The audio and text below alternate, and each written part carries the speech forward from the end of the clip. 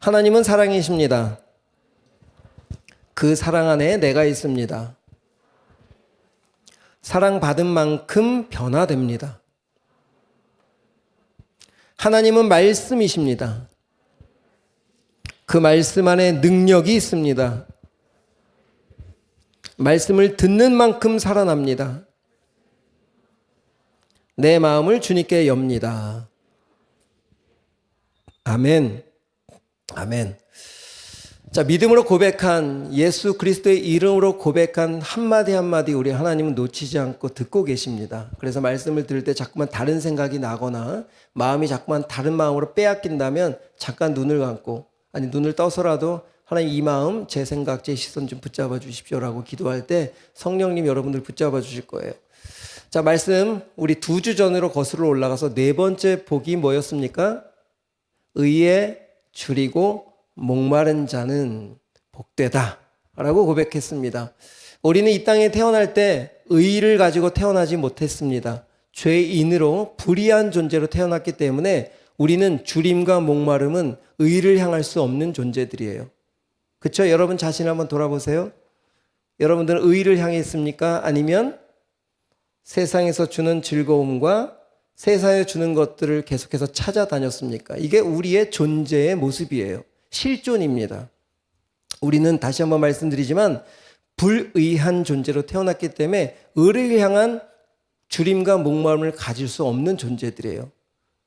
죄의 목마름을 갖고 있기 때문에 세상에 그 죄를 채우기 위해서 얼마나 노력을 하는지 몰라요. 하지만 그 죄라는 것은 채워도 채워지지 않습니다. 늪으로 빠질 만큼 계속해서 더 깊은 곳으로 우리를 인도해 갈 뿐이에요. 여러분들 아마 삶에서 경험하고 있을 것 같아요. 가질수록 더 목마르고, 없을 때보다. 가지면 괜찮을 것 같지만, 그런데 못 배울 때보다 배울수록 더 목마른 것이 인간입니다. 높으면 높을수록 더 큰 목마름이 생겨요. 그런데 우리는 높은 것을 향해서, 더 많은 것을 향해서 나아가려고 애를 쓰죠. 근데 그곳에 당도한 사람들은 왜 거기서 자살을 하고 그곳에서 그 인간의 실존의 모습을 들춰내는지 우리는 매스컴을 통해서, 주의를 통해서 바라보고 있다는 거죠.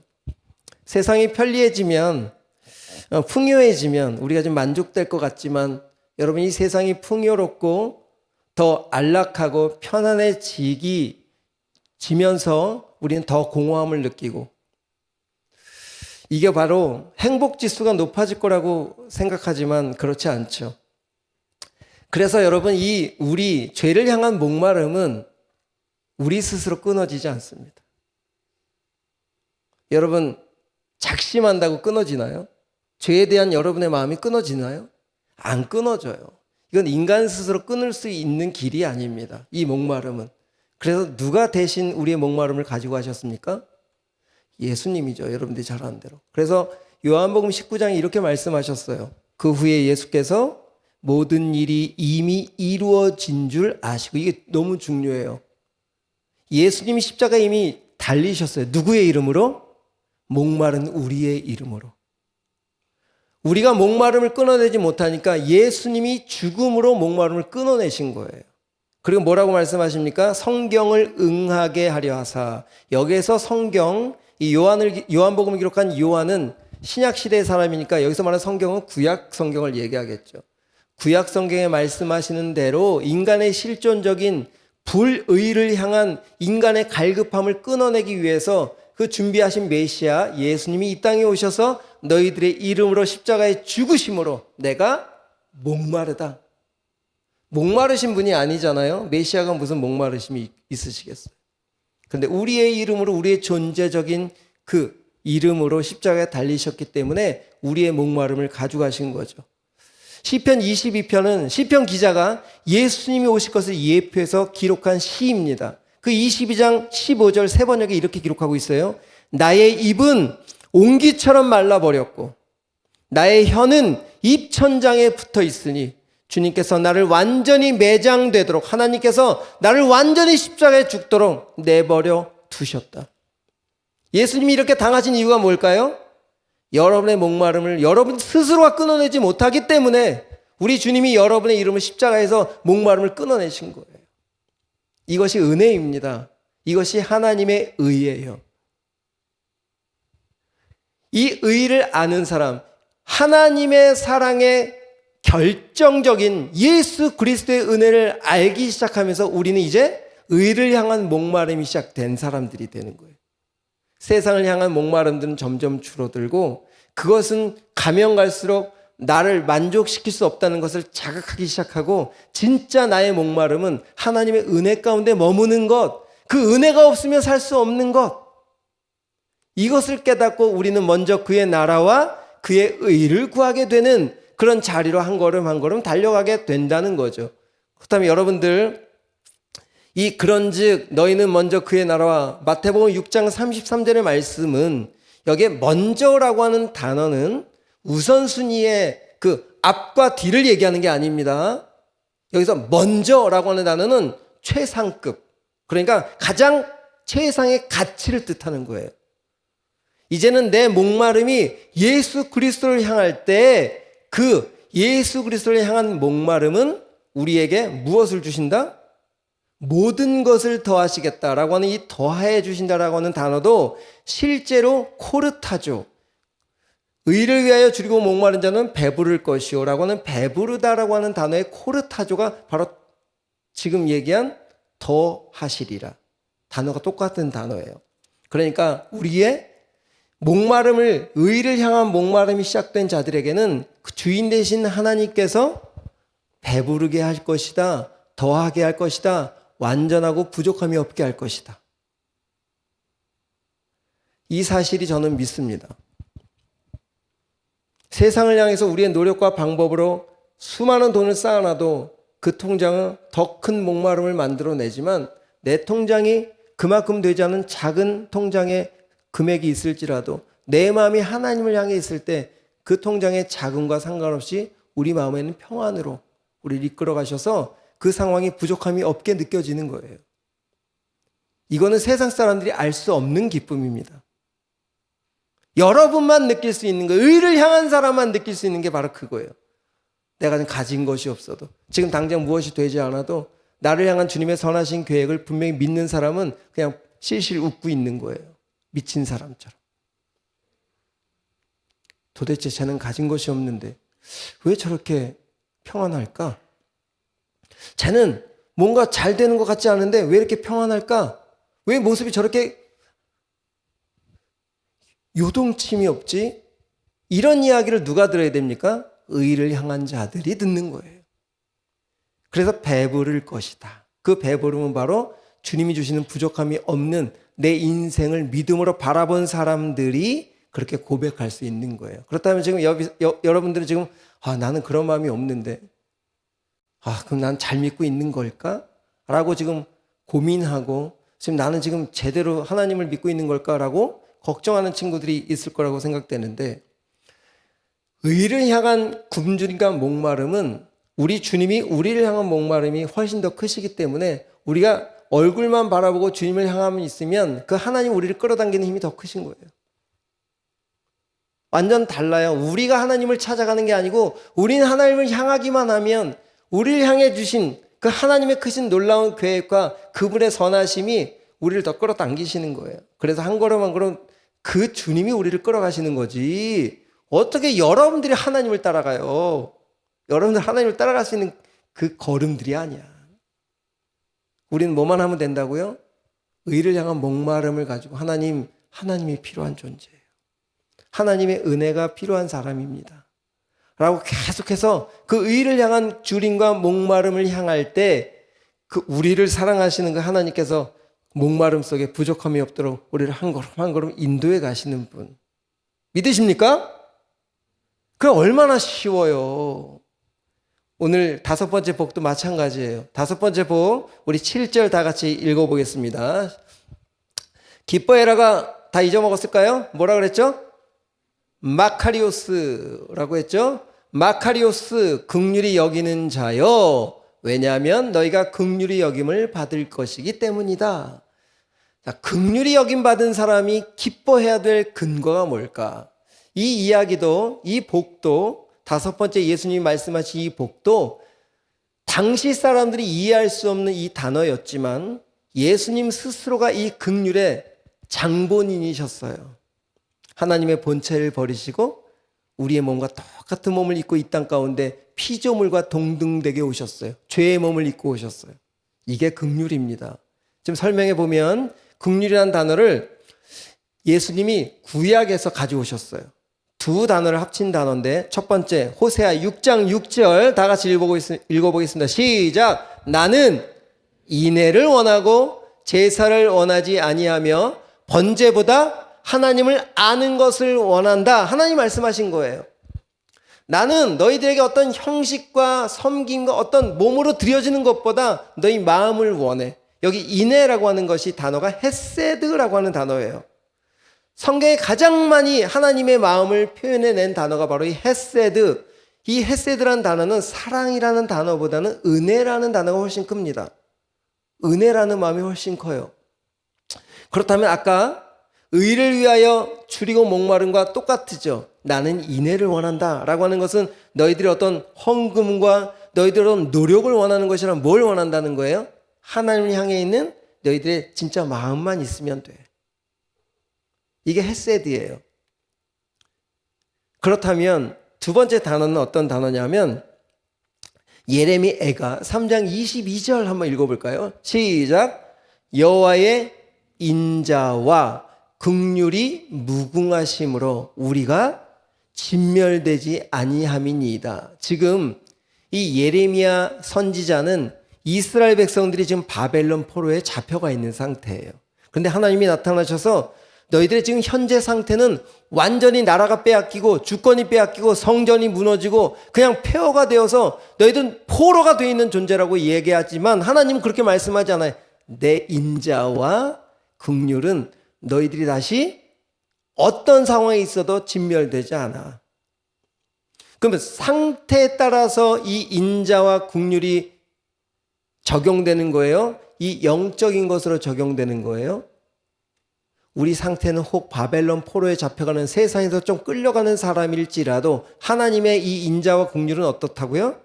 우리를 끝까지 포기하지 않고 진멸되지 않게 붙잡고 계시는 것이 바로 인자와 긍휼함이라는 거예요. 자, 긍휼이라는 단어, 이 라함이라고 하는 단어는 어머니의 자궁, 모태라고 하는 뜻이 있어요. 그렇다면 아기를 가지는 엄마들은 여기 청년들만 있으니까 잘 감동이 안 올 것 같은데 아기를 품은 그 어떤 엄마가 된 사람은 그 아기가 착상되면서부터 먹는 것도 그 생명 때문에 듣는 것도 그 생명 때문에 또한 내가 움직이는 것조차 한 걸음 한 걸음도 다 그 아기에게 집중하는 것이에요. 그러니까 라함이라고 하는 단어는 뭐라고요? 그렇게 하나님의 무자비함이 어떤 누군가를 향해서 끊임없이 고민하고 생각하고 끌어가는 그 마음. 그런데 여기에 긍휼에는 꼭 따라다니는 단어가 하나가 있어요. 그 단어가 바로 우리 그 다음 절입니다. 그 다음 절. 예레미야가 3장 22절, 23절. 그것들이 아침마다 새로니. 그것들이 뭐예요? 이것들이 헤세드와 라함이 하나님의 사랑과 자비하심과 은혜와 또 하나 모태 뵌 자기 아기를 향한 그 마음, 그것이 아침마다 새롭다는 거예요. 주의 성실하심이 크시도소이다. 그러니까 긍휼과 뭐가 계속 따라다녀요? 성실하심이 따라다닌다는 거예요.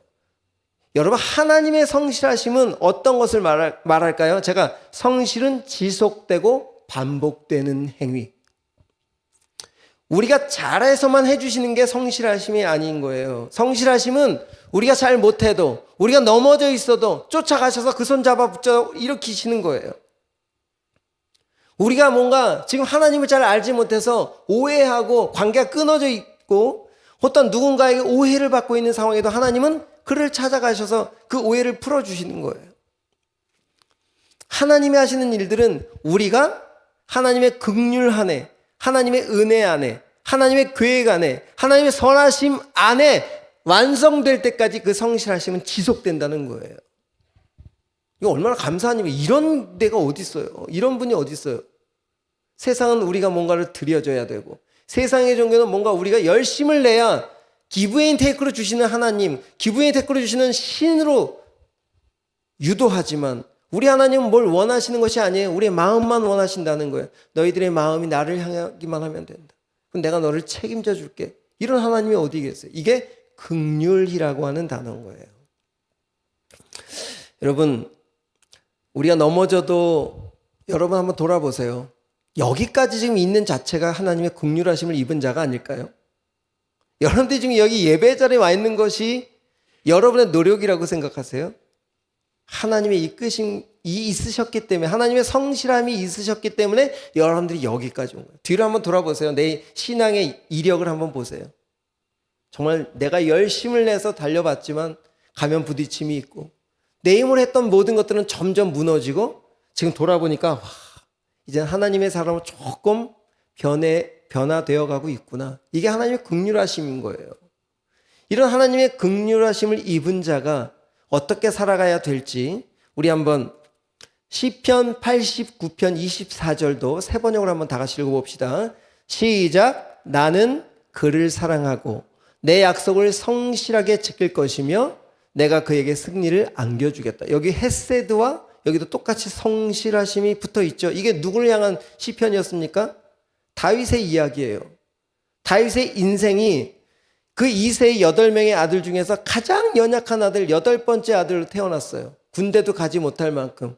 또한 왕을 기름 붓기 위해서 아들들을 불러와라 라고 했을 때 그 아버지 이세는 다윗을 부르지도 않았어요. 그리고 다윗은 저 끝에 양치기로 보내서 들에서 지내게 했어요. 집에서도 인정을 받지 못하고 나중에 골리앗이 쳐들어왔을 때 그 형들이 전쟁터에 나가 있는데 아버지가 형들에게 좀 먹을 거 좀 갖다 주라고 했을 때 그 형들 뭐라고 했습니까? 니까짓 게 뭔데 나가려고 했느냐. 형들에게도 무시당했던 존재가 바로 다윗이에요. 근데 그런 존재에게 뭐라고 하십니까?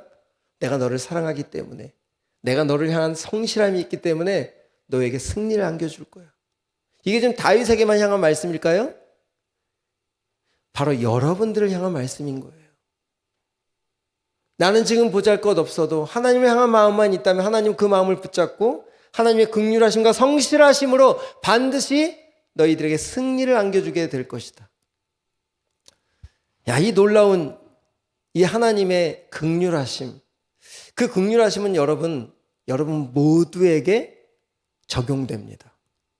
모두에게 적용돼요. 앞에 앉았든 저 끝에 앉았든 하나님의 긍휼하심 안에 우리는 벗어날 수 없는 존재들인 거예요. 특히 하나님의 성실하심도 벗어날 수 없는 존재들인 거예요. 자, 그렇다면 우리가 이 시대에 이제 긍휼함을 입은 자가 어떻게 살 것인지 한 두 가지만 이야기하고 우리 말씀을 좀 정리하려고 합니다. 첫 번째, 긍휼함으로 사는 존재가 어떻게 사는 것이냐. 마태복음 1장 19절 말씀 다 같이 읽어보겠습니다. 시작! 그의 남편 요셉은 의로운 사람이라 그를 드러내지 아니하고 가만히 끊고자 하여. 이게 지금 무슨 일이 발생된 거예요? 요셉은 정혼한 여인이 있었어요. 그런데 정혼한 여인을 위해서 집에서 열심히 함께 살 집을 만들고 있는데 소문이 들려오는 거야. 이스라엘의 결혼은 신랑과 신부가 만나지만 약혼을 하죠. 그리고 그 1년 정도를 헤어져 삽니다. 이 남편은 정혼한 여인을 두고 자기 집으로 돌아와서 자기 아내와 살 집을 잘 꾸려요. 그리고 그 자기 아버지한테 인정을 받아야 돼요. 이제 신부를 데려올 만큼 잘 준비됐구나. 가서 데려와라. 이게 실질적으로도 지금도 그렇게 이스라엘 백성들은 결혼을 합니다. 그런데 이 집을 잘 장만하고 아내를 데려오려고 하는데 아내가 지금 어떻게 됐다는 거예요? 임신을 했다는 거예요. 자기와 상관없는 임신이 됐다는 거예요. 이게 얼마나 황당스럽고 화가 날 상황입니까? 그런데 지금 어떻게 했다는 거예요? 당시 의로움이라면 어떻게 해야 돼요? 당시의 의로움은 율법대로 이 여인을 들춰내고 그 죄를 공의회에 고발하고 수치를 주고 돌로 쳐 죽이는 것이 당시의 의로움이었어요. 그런데 지금 이 요셉은 어떻게 했습니까? 왜 이렇게 했어요? 그를 드러내지 아니했다라고. 왜 그럴까요? 하나님의 사자가 누굴 찾아왔어요? 요셉을 찾아온 거예요. 요셉아, 네가 정혼한 그 마리아에게 임신한 것은 사람을 통해 임신한 것이 아니라 성령을 통해 임신했다. 그리고 앞으로 이 땅에 오실 메시아가 마리아를 통해 이 땅에 태어날 거예요. 라고 하는 그 하나님의 음성을 믿었던 거예요. 여러분, 속상할까요? 속상하지 않을까요? 인간적으로 속상할 수 있죠. 나와 상관없는 내 아내가 임신을 했다는데 결혼하고도 10개월 이상을 함께 있을 수도 없는 상황인데, 그런데 이 요셉은 상황보다 하나님의 말씀을 믿음으로 받아들이고 당시의 의로움대로 결정한 것이 아니라 하나님의 말씀대로 움직였어요. 이것이 긍휼함을 입은 사람이 움직이는 모습이라는 거예요. 여러분, 이 땅을 살아가면서 공동체 안에 있으면서 오해받을 일, 이해할 수 없는 일, 부부 사이에도 마찬가지고 또한 가족 사이에도 마찬가지예요. 오해받고 오해하는 일들이 너무 많이 일어나요. 그럴 때마다 당시에 자신의 의로움의 기준으로 틀렸다, 맞다라고 판단하고 화를 내고 하는 것이 아니라 이 요셉처럼 하나님, 이런 오해를 받고 있고 혹 이런 내가 오해를 하고 있는데 주님 어떻게 할까요? 하면 우리 주님 알려주실까요? 안 알려주실까요? 알려주십니다. 왜? 우리 주님은 연합의 주님이시기 때문에. 이렇게 긍휼을 흘려보내시는 첫 번째 방법은 내 생각과 내 감정대로 평가하고 판단하고 결론을 내는 것이 아니라 어떤 상황이 부딪혔을 때 주님의 음성을 듣고 그 음성으로 움직이는 훈련이 긍휼을 보내는 첫 번째 훈련입니다. 알겠죠? 제가 전에 교회에 있었을 때 교회 신천지가 들어와서 교인들을 다 이간질을 시켰어요. 그 이야기를 나중에 들었어요. 밖에서 자기끼리 만나서 송 목사에 대한 모함과 말도 안 되는 거짓말로 교인들과 제 사이를 완전히 이간질을 시켜놨어요. 하나하나 쫓아다니면서 변명을 할 수 있었지만, 다 보여줄 수 있었지만 하나님께 여쭈었어요. 하나님, 이런 어려운 상황에 제가 해결할 수 있는 방법이 없습니다. 저는 정말 깨끗합니다. 하나님 앞에서 어떻게 해야 될까요? 하나님 어떤 마음을 주셨는지 아세요? 가만히 있어라. 그러면 이러다가 교회 끝나는 거 아닙니까? 교회 다 분열되는 거 아니에요? 근데 하나님 계속해서 성경에 가만히 있어서 내가 하는 것을 바라봐라.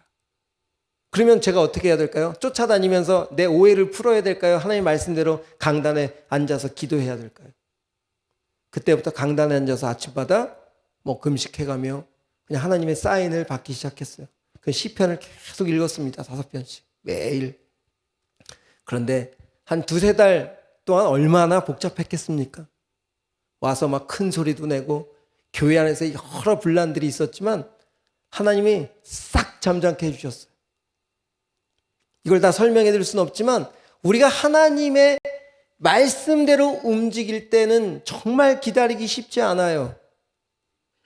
막 미치겠거든요. 하고 싶어가지고 막 목이까지 말이 여기까지 올라서 막 하고 싶은데 변명하고 싶고 나를 좀 합리화시키고 싶고, 근데 그것을 참을 수 있는 것은 주님의 말씀을 먼저 붙잡아 보는 거예요. 그럴 때 여러분, 그 공동체 아름답게 유지가 됐어요. 그리고 그 신천지의 오른손이었던 칼을 들었던 2분이 찾아와서 너무 죄송했다고 인사하고 그 2 가족만 교회를 떠나게 되는 아주 아름다운 어떤 그런 결과를 볼 수 있었던 것처럼 긍휼이라는 것은 하나님의 마음을 흘려보내는 거예요. 그런데 여러분 꼭 기억하세요. 여러분의 생각과 아무리 좋은 생각도 아무리 좋은 물질을 흘려보내도 주님의 마음이 담기지 않으면 그건 긍휼한 마음이 아니라는 사실입니다. 아버지의 마음을 담으세요. 그래서 옆에 사람에게 흘려보내는 거예요. 특히 연인들 사이에도 더 철저하게 인격적으로 주님의 마음을 흘려보내야 2 사람 믿음의 아름다운 커플이 될 수 있어요. 꼭 기억하십시오. 2번째, 하나만 더 얘기하고 우리 2번째는 누가복음 10장 33절 우리 한번 읽어보겠습니다. 우리 찬양팀 준비하고 자, 다 같이 읽어봅시다. 시작. 어떤 사마리아 사람은 여행하는 중 거기 이르러 그를 보고 불쌍히 여겨. 여러분, 불쌍히 여기는 마음은, 가련하게 여기는 마음은 우리 다 가질 수 있어요. 여기까지는 누구나 할 수 있습니다. 근데 두 번째 34절, 가까이 가서 기름과 포도주를 그 상처에 붓고 싸매고 자기 짐승에 태워 주막으로 데리고 가서 돌보아 주니라. 여기에 돌보아 준다라고 하는 단어가 긍휼이에요. 자, 그렇다면 여기에 지금 이 사마리아인 여행 중에 있는 나귀에 싣고 있는 기름과 포도주는 이 사람의 전부입니다. 여행을 포기해야 돼요. 근데 지금 그 마음이 어디를 향합니까? 내 여행보다 사람 살리는 것이 우선이라는 거예요. 자, 35절. 그 이튿날 그가 주막 주인에게 데나리온 둘을 내어주며, 지금 이튿날까지 이 여행이 지금 유지되고 있습니까? 그 사람에게 지금 시간이 빼앗기고 있습니까? 강도 만난 자에게 다 빼앗기고 있잖아요. 여행이 지금 완전히 계획대로 다 안 되고 있잖아요. 여러분, 어떨 때는 우리가 긍휼한 마음을 가지고 뭐 자선을 하든 구세군 낭비에 뭐 내는 것도 당연히 긍휼한 마음이 있어서 내는 거지만, 지금 이 사마리아인을 통해서 우리에게 주시는 긍휼의 마음이 뭘까요? 전부를 줘야 된다. 그러니까 뭐 있는 것을 통장을 다 들어서 주라는 것이 아니라 마음을 다해서 주라는 거예요. 이해되십니까? 마음으로 주라는 거예요. 아깝지 않게 주라는 거예요. 가끔 제가 우리 아내하고 다투는 것이, 내가 생각할 때 그것만큼만 주면 될 것 같은데 그 이상을 주니까 매번 조금 답답할 때가 있어요. 그런데 진짜 그 주는 것을 아깝지 않게 주거든요. 그냥 다 흘려보내는 거거든요. 그것에 무슨 일들이 벌어질까요? 아까 요셉이 가만히 끊고자 했던 하나님의 음성대로 움직였더니 누가 태어났어요? 예수님이 태어났어요. 생명이 살아났단 말이에요. 그리고 긍휼의 꽃이신 그 세상의 법정 앞에 긍휼한 마음을 가지고 온 세상을 위해 십자가에 죽어주신 그 예수님의 긍휼에 꽃을 피웠던 십자가에 놀라운 생명의 역사가 일어났던 것처럼, 이 사마리아인에게도 그 마음을 다한 주님의 마음을 흘려보냈더니 무슨 일이 벌어져요? 이 사람이 살아났어요. 그래, 긍휼한 마음은 뭐예요? 사람을 살리는 능력이라는 거예요. 여러분들이 하나님의 마음으로 하나님의 말씀을 품어서 말 한마디를 던져주고 여러분들의 어떤 그 무엇인가를 흘려보낼 때 그 사람은 반드시 살아난다는 것이 긍휼의 결과입니다. 이것이 바로 우리 하나님이 우리를 향한 마음이기도 했죠. 여러분 살아나셨죠? 이게 바로 하나님의 긍휼하심 가운데 여러분이 있다는 증거고, 여러분 완성될 것, 다 나음을 입을 것이라고 하는 완성을 우리는 이 35절을 통해서 한 번만 더 띄워볼까요? 어떻게까지 책임집니까? 이 사마리아인이 이튿날 그가 주막 주인에게 데나리온 둘을 내어주며 이르되 이 사람을 돌보아 주라. 비용이 더 들면 내가 돌아올 때 갚으리라. 끝까지 책임져 주겠다는 거예요. 이게 누구의 모습입니까? 바로 우리 주님의 모습인 거죠. 여러분, 제가 아까 남은 설교가 있지만 우리 찬양을 했으면 좋겠는데, 우리 처음에 고백했던 주님을 바라봅니다. 비록 지금은 넘어져도 주가 이곳에 여전히 계시기에 주를 바라봅니다. 우리가 해야 될 일은 주님 긍휼의 마음을 부어주십시오.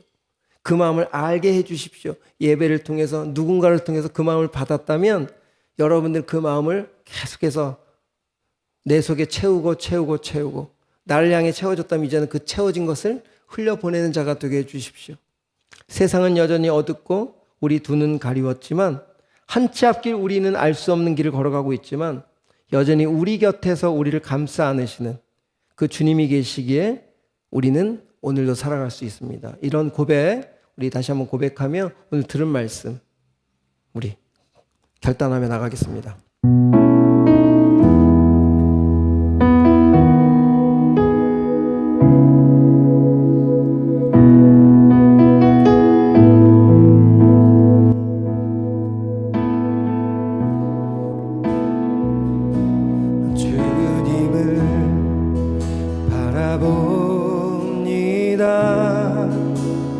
비록 지금